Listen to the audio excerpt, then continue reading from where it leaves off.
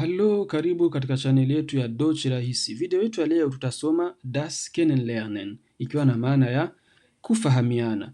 Katika video hii tutajifunza mambo mawili. Kwanza tutajifunza kusema jina lako kwa Kijerumani, na pili tutajifunza kuuliza jina lake kwa Kijerumani. Unapotaka kuuliza jina kwa Kijerumani, kuna moja kati ya namna tatu ambayo unaweza kutumia. Unaweza ukasema wie heißt du, ikiwa na maana ya unaitwa nani, au ukasema wer bist du, yani wewe ni nani, au ukasema wie ist dein Name, jina lako ni nani. Lakini hizi namna zote tatu ni kwa ajili ya watu ambao ni marafiki, watu ambao unaofahamiana nao. Ikiwa ni watu ambao hufahamiani nao, umekutana nao, unapotaka kujua jina lao, basi itabidi utumie heshima fulani hivi.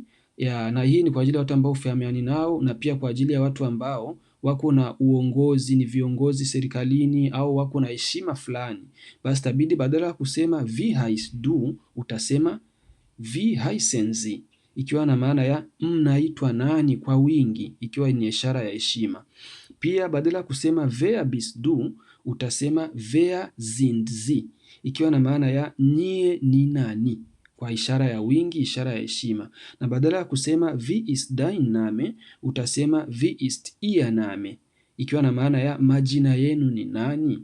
Lakini majibu yako yanakuja kama ifuatavyo. Mtu anapokuambia wie heißt du au wie heißen Sie, utasema ich heiße, kisha utajaza jina lako. Kwa mfano Saidi, utasema ich heiße Saidi, ninaitwa Saidi. Mtu akuuliza wer bist du au wer sind Sie, utasema ich bin Saidi, mimi ni Saidi. Na vile vile mtu akuambia wie ist dein Name au wie ist Ihr Name, utasema mein Name ist Saidi, jina langu ni Saidi. Lakini pia inapendeza baada ya kuwa tumeshafahamiana ukamwambia mwenzio kwamba ni furaha kufahamiana na wewe, nimefurahi. Kwa Kijerumani tunasema freut mich dich kennenzulernen, ni furaha kufahamiana na wewe, au schön dich kennenzulernen, yote ikiwa na maana kwamba ni furaha kufahamiana na wewe. Lakini ikiwa ni yule mtu ambaye unamheshimu, basi itabidi badala ya kutumia dich itabidi utumie sie. Freut mich Sie kennenzulernen, ikiwa na maana nina furaha kufahamiana nanyi kwa wingi, au schön Sie kennenzulernen.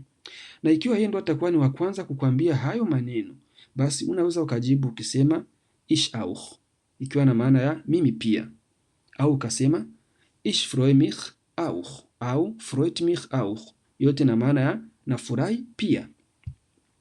Na hapa tutakuwa tumefikia mwisho wa darasa letu, lakini kabla ya kuhitimisha, naomba tulete mjadala, conversation hii. Tunasema ni A amekutana na B. Kwa hiyo A anamsalimia akimwambia guten Morgen, naye anajibu guten Morgen. Wie geht es Ihnen, kwa heshima. Mir geht es gut, danke. Und Ihnen, naye anajibu pia kwa heshima, na und Ihnen na nyinyi. Atasema mir geht es auch gut, danke. Wie heißen Sie? Na atasema ich heiße Ahmed Sultan. Ahmed ist mein Vorname und Sultan mein Nachname. Yani Ahmed ni jina langu mimi na Sultan mein Nachname, manake ni jina la familia au jina la ukoo. Und Sie, kwa heshima, und Sie na nyinyi. Ich bin Elias.